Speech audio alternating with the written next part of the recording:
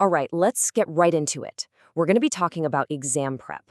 But I want you to forget about those late-night caffeine-fueled cramming sessions for a minute.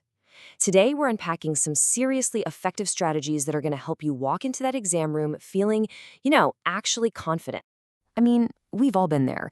That feeling of dread, the sheer volume of stuff you're supposed to know, it can feel like you're staring up at this impossible mountain. But what if I told you there's a much, much smarter way to get to the top? And yeah, that's really the heart of it. This isn't about pulling more all-nighters or studying for more hours. It's about making the hours you do study actually count. It's all about strategy over just pure stamina.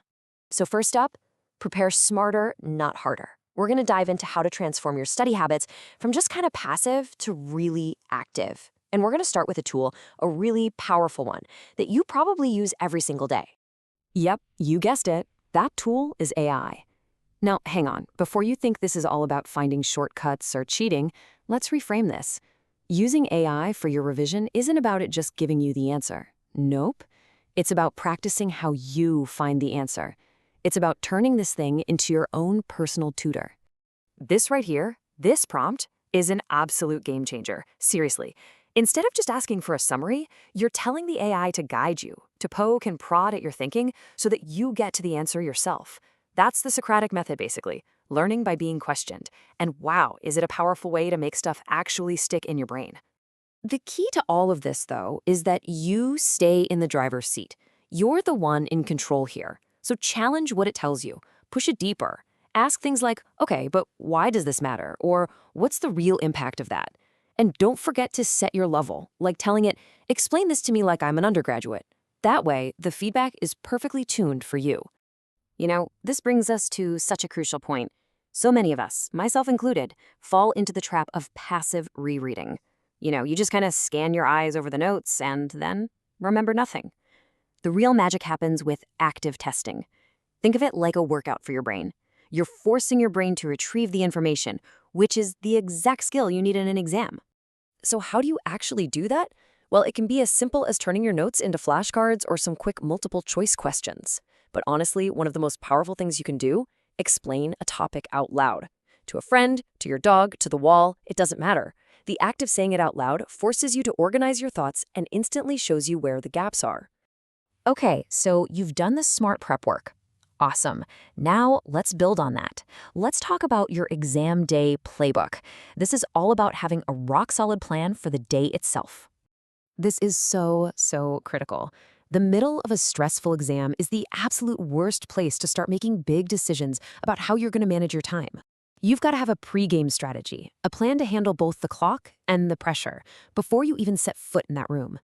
And look, your plan can be incredibly simple. The minute you're allowed to start writing, just jot down a quick schedule. Map out how much time each section gets. Just knowing in your head, okay, at 9:30, I'm moving on to Essay 1 no matter what, gives you this huge sense of control and frees up so much mental energy. And hey, your plan should go beyond just the clock. What are you going to do if you hit a wall and your mind just goes totally blank? Have a plan for that. It could be a simple breathing exercise or just a little phrase you tell yourself to reset. And seriously, a super practical tip, wear layers. Being too hot or too cold is such a silly distraction you just don't need. Comfort really matters. Now, let's talk about the answers themselves. See, vague answers like blood test just aren't going to get you the top marks. Specificity is where it's at. An answer like biochemistry and hematology, now that shows a much deeper level of understanding. You gotta remember, the person marking your paper can't give you points for what they think you mean. You have to be precise. And here's a little secret weapon for staying on track, especially in those long essay questions. After every single paragraph you write, just pause for 2 seconds and ask yourself this one question. Does this actually answer the question I was asked? It's a super simple check-in that keeps you from wandering off topic. Which brings us to our final and maybe the most important section. This is all about a mindset shift.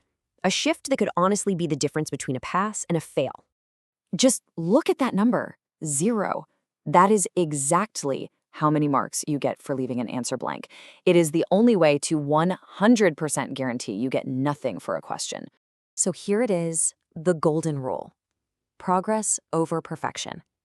If you are stuck on a question, you have to write something. Anything. A partial plan, a few key terms, a half-finished formula, any of those things can earn you partial marks. A blank space?